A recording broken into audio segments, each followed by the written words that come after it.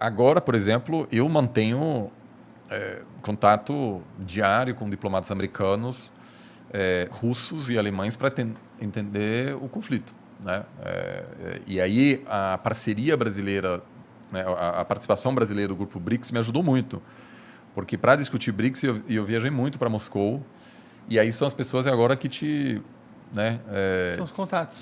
que te explicam o que está acontecendo, qual a probabilidade de um confronto, E o que eles etc. estão falando lá? O que os caras na Rússia estão sentindo nesse momento? Eu acho que uma coisa que chama atenção é que o Putin não fala muito da guerra na mídia russa. Ele aparece na TV todos os dias, mas fala sobre cripto, sobre... Sobre enfim, cripto? Tem um Que debate interessante. super interessante se é para banir ou não, né? Vários países estão começando a banir agora. A China já baniu. A Rússia se preocupa com alto consumo de energia, né? Desculpa, né?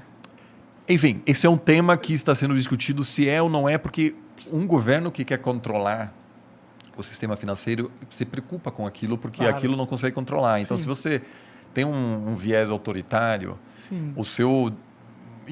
sua intuição sempre é querer controlar essas Só que coisas. tem uma vantagem também, né? Porque se você for uma cripto, o seu país assumir essa parada, você fica protegido contra Exato. ameaças externas, como o cara vai embargar o Bitcoin. Foda-se, tá ligado? Exato. Mas aí eu acho que os russos querem, eles já, por exemplo, tentam... antigamente, mesmo a Rússia fazendo comércio com a China, por exemplo, via da moeda russa para o dólar, depois do dólar para a moeda chinesa. E agora isso já vai direto, cortar o papel do dólar justamente para reduzir o poder de barganha dos Estados Unidos. Entendi. Agora, então, pode haver sim um ataque iminente, mas eu, assim, também acompanho no jornal, etc., eu acho que haveria algum tipo de, né, retórica mais pró-guerra, dizendo que agora chegou a hora da Rússia, enfim, mostrar quem é. Algo assim, mas não está tendo isso. Mas isso pode mudar, eu acho que só tiver um conflito se tiver alguma coisa... Pode ser algum ataque dentro da Ucrânia contra a população russa, por exemplo, ou contra os rebeldes pró-russo que já ocupam, pró-Rússia que já ocupam a parte da Ucrânia. Eu ainda acho que o cenário mais provável é uma pequena invasão, que na verdade é uma violação da soberania, mas não uma ocupação inteira, porque daí você teria o mesmo problema que os Estados Unidos tinham no Afeganistão. Aham. E no Iraque, que você começa a ter rebeldes, guerrilha. E isso aí vira um pesadelo. O presidente que está lá agora, ele é pró-Rússia? Não, o presidente, o Zelensky, é uma pessoa, enfim, que é um comediante. E o papel dele, que ele mais fez sucesso, foi de presidente da Ucrânia. Você tá de Peraí, ele é sacanagem. comediante? Ele era, essa é a profissão dele. Que pira, ele cara. tinha um Caralho, programa... É o Bolsonaro do... Não, então ele nos programas ele enfim, era o presidente, só que no programa dele.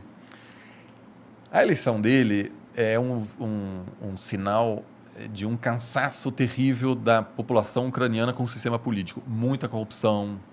Então, quando eles elegeram esse cara, também foi uma forma do eleitor dizer à elite política, a gente cansou de vocês. Então, ele tem uma posição mais pró-Ocidente, é mais popular do lado da Ucrânia, que fica perto enfim, da Europa. E aí a Ucrânia vem tendo presidentes que às vezes são mais pró-Rússia, mais pró-Ocidente. O atual tem uma taxa de aprovação baixíssima. Então tem duas teorias. Ou uma invasão levaria ao colapso porque a população diz: eu não vou morrer defendendo esse governo, que é um palhaço, é um profissional de fato. Que loucura. Volte a fazer o que você estava fazendo. Uma pessoa que não sabe governar, etc. É muito raro você ter uma pessoa que vem totalmente de fora e faz um bom governo. Porque é muito difícil governar e o cara não tinha Ainda nenhuma mais se a sua experiência. experiência era atuar como presidente. Atuar E a- mesmo no teatro. E a outra, Exato. mas a outra alternativa é a invasão desperta, de repente, um apoio ao governo. E não dá pra saber, né? Não dá para saber. Isso que aconteceu, aliás, no governo Bush, no 11 de setembro. O Bush já estava assim, as pessoas começavam a perceber que aquilo não era um bom presidente, né? Uma pessoa muito incapaz, etc. Aí aconteceram os ataques, viram Bush com a bandeira americana lá em Nova York e, de repente, de um dia para outro, tinha uma taxa de aprovação muito alta, que levou ele à loucura para, né? Enfim, que ele Guerra ao levou terrorismo. no final a guerra no Iraque, que um líder menos popular jamais poderia ter feito. Então, ninguém sabe como a Ucrânia vai reagir. Isso é o grande problema e isso também é o problema do Putin. Porque ele claramente não quer se envolver aí no negócio que, aliás, a Rússia já viveu nos anos 80 quando invadiu o Afeganistão. Ficou 10 anos lá e foi um terror. E o que aconteceu naquela época? Os americanos começaram a financiar os Mujahideen, que depois explicam a ascensão do Talibã. Os americanos apoiaram radicais que depois, né, vamos dizer, se transformaram no grupo que acabou atacando os Estados Unidos no 11 de setembro. Então, o que os americanos fariam no caso de uma invasão russa na Ucrânia? Iam mandar muitas armas para a resistência. Então, aquilo aí é um negócio que eu acho que para a Rússia, eu acho que não compensaria, porque o custo econômico é enorme num país que, assim, tem reserva, mas uma ocupação é muito, muito cara. Penoso, né? Eu acho que eles não vão querer, né? Porque se eles ocuparem a OTAN... Porque a OTAN não estava querendo colocar uns exércitos lá na fronteira? Não estava rolando uns negócios assim? Eu acho que, assim, os Estados Unidos cometeram um erro gravíssimo, porque em 2008 o Bush falou que algum dia a Ucrânia vai fazer parte da OTAN. Que do ponto de vista americano é totalmente desnecessário. Para que agregar a Ucrânia à OTAN? A lógica da OTAN foi de se defender da Rússia, então um ataque aos alemães, etc. Então, basicamente, querendo impedir que a Rússia pudesse ocupar indústrias, por exemplo, na Alemanha, na França, né? Agora, o ganho estratégico dos Estados Unidos integrar a Ucrânia na OTAN é praticamente zero. É só encher o saco da Rússia. Pior, porque se a Ucrânia sofrer um ataque, os Estados Unidos é obrigado a entrar no conflito. E a população americana não quer isso. O Trump foi bastante honesto. Ele falou, olha, alguns países da OTAN, eu não sei se os Estados Unidos querem defender. Porque a OTAN surgiu numa lógica da Guerra Fria que hoje, a princípio, não existia mais. Então, foi uma grande provocação também, ao meu ver, uma cegueira, talvez, porque a Ucrânia até pode, vamos dizer, dá para defender a democracia na Ucrânia, etc. Agora, E os Estados Unidos, na verdade, não tinham um plano concreto, ele só falou. E aquilo gerou uma angústia muito grande na Rússia. Então, por isso eu acho que os Estados Unidos não está disposto a mandar tropas para os ucranianos. Não é um país tão relevante. Os russos encontram... Kiev vamos dizer, é o início da civilização russa, então para eles é muito mais Pode importante. crer. E outra, se tiver um soldado americano matando um soldado russo, por que as bombas atômicas não começam a voar, tá ligado? Tem uma série de acordos, linhas, né, de diálogo para justamente evitar que esse tipo de coisa pode rapidamente levar a um conflito. Entendi.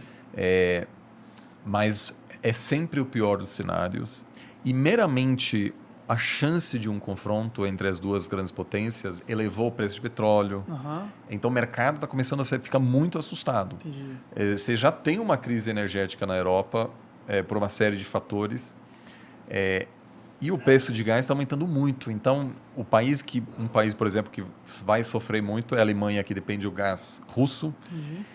Uma vez que você tem um conflito acontecendo, você ainda pode confiar que a Rússia vai te passar gás. É verdade. Apesar de você fazer parte de uma aliança militar que está em conflito com você.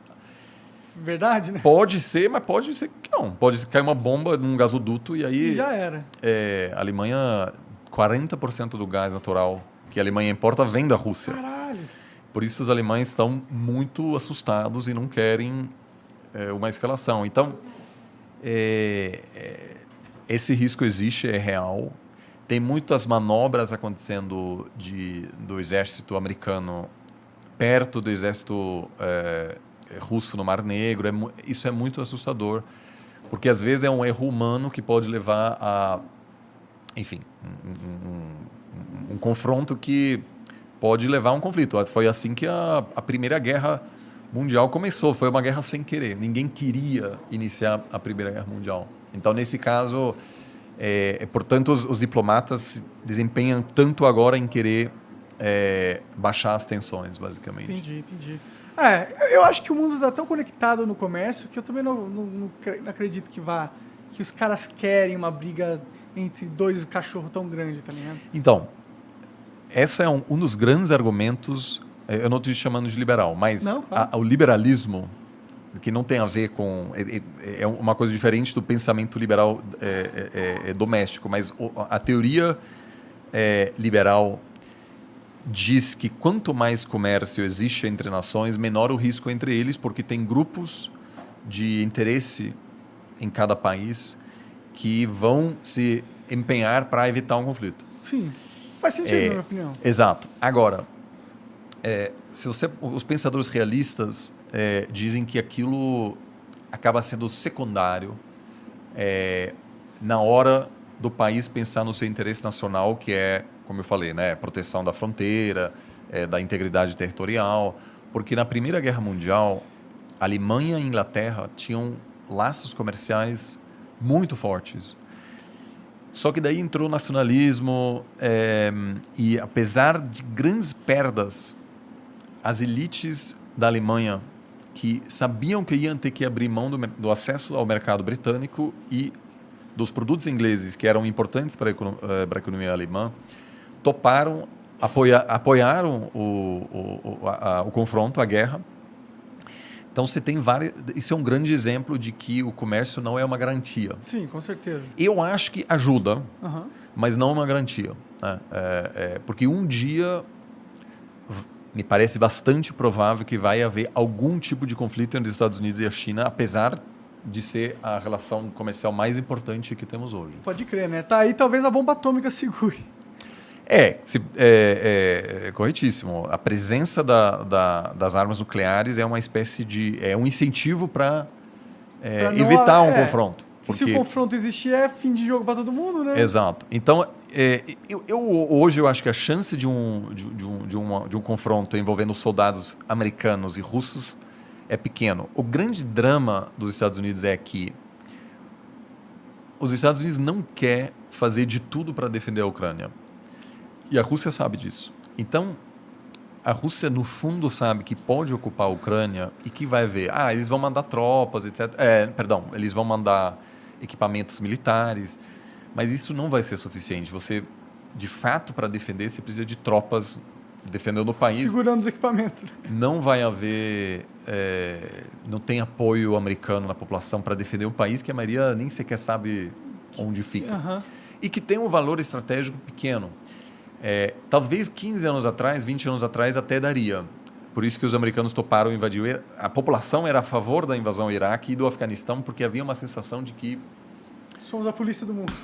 Que hoje não existe mais. Né? Tem, assim, claramente o argumento de que os Estados Unidos precisa se dedicar mais a desafios internos e menos a questões externas foi o grande argumento do Trump. Sim.